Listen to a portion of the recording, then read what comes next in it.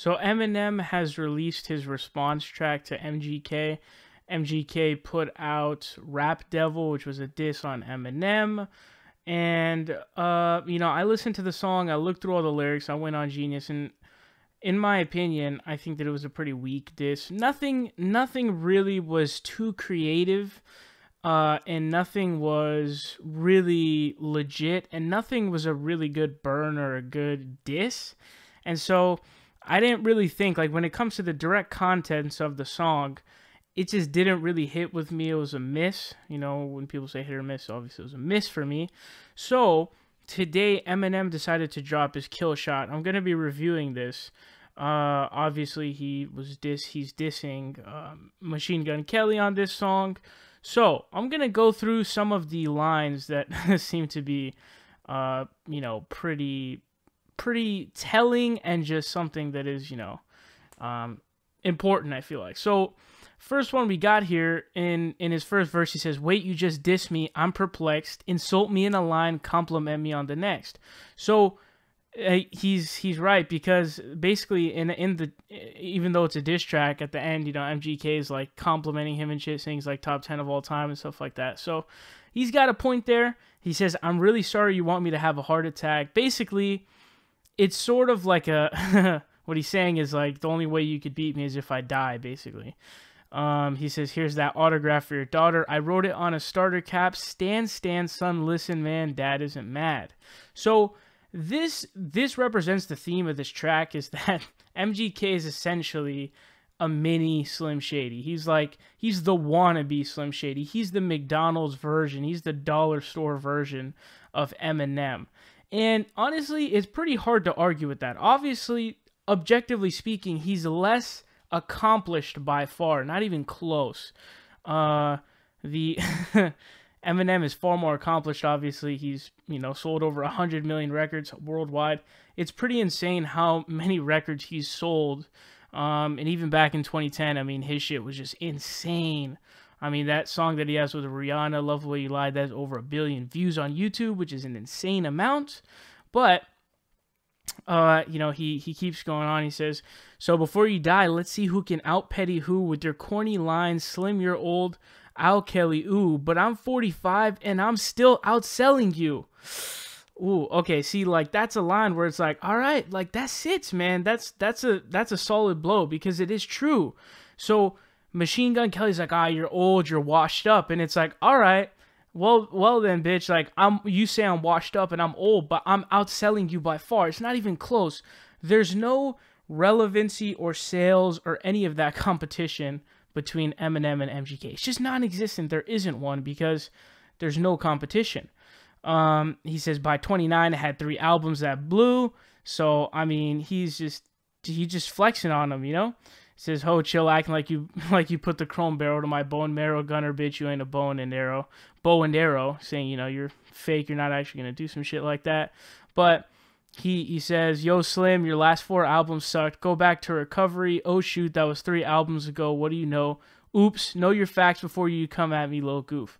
So basically on the track, he says, your last 4 albums sucked. But then he says, "Go back to recovery." So, and that was 3 albums ago.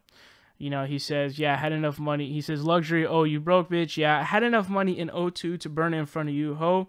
Younger me, no, you're the whack me. It's funny, but so true. I'd rather be 80-year-old me than 20-year-old you." Ah, man, like that's a solid line right there, because it's like, I would rather be 80-year-old M than 20-year-old MGK, man, because MGK, especially at 20, I mean, nothing, man, nothing compared to Shady at all. So, he says, "Till I'm hitting old age, still can fill a whole page with the 10-year-old's rage. Got more fans than you in your own city, lil kitty. Go play, feel like I'm babysitting Lil Tay."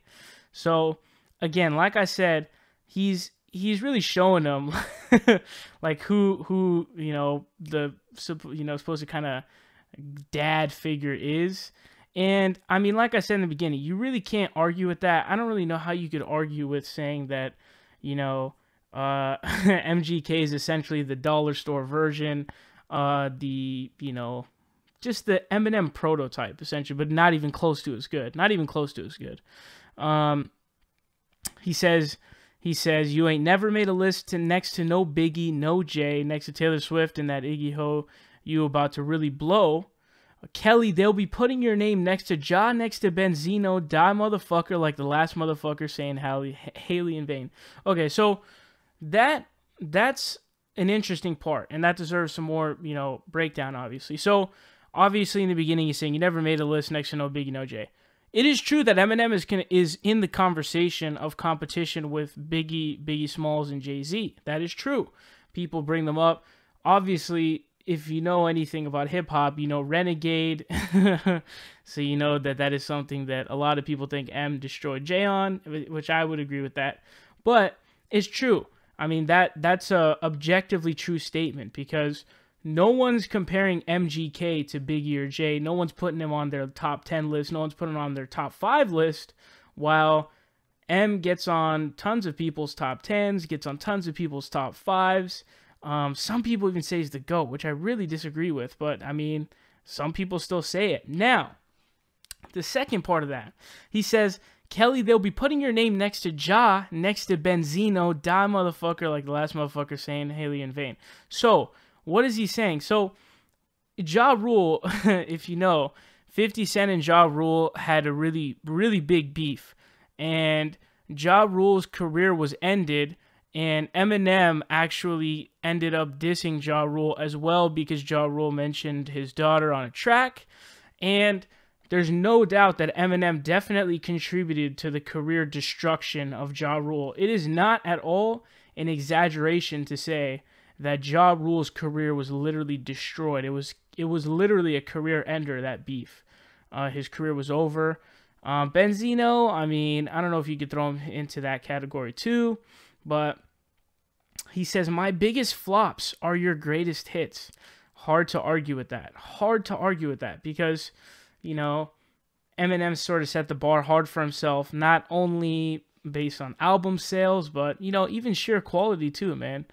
It says, being rich shamed by some prick using my name for clickbait.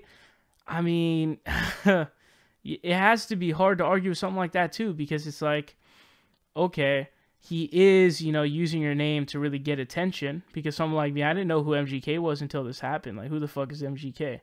So, I mean, he's not wrong, man. He says, and for the record, you would suck a dick to fucking be me for a second, lick a ball sack to get on my channel. Hard to argue with, man. Hard to argue with. It's Eminem we're talking about here. He would definitely do a lot of shit. A lot of shit to do it, to be Eminem himself. Now, he calls him a little white toothpick. He's got, but you're losing the fight you picked. And so here's something funny. He says, who else wanted kills? Attempt fails, Budden L's. So he dissed Budden on his Kamikaze album, and it's hilarious because Budden has, refused to respond on a track.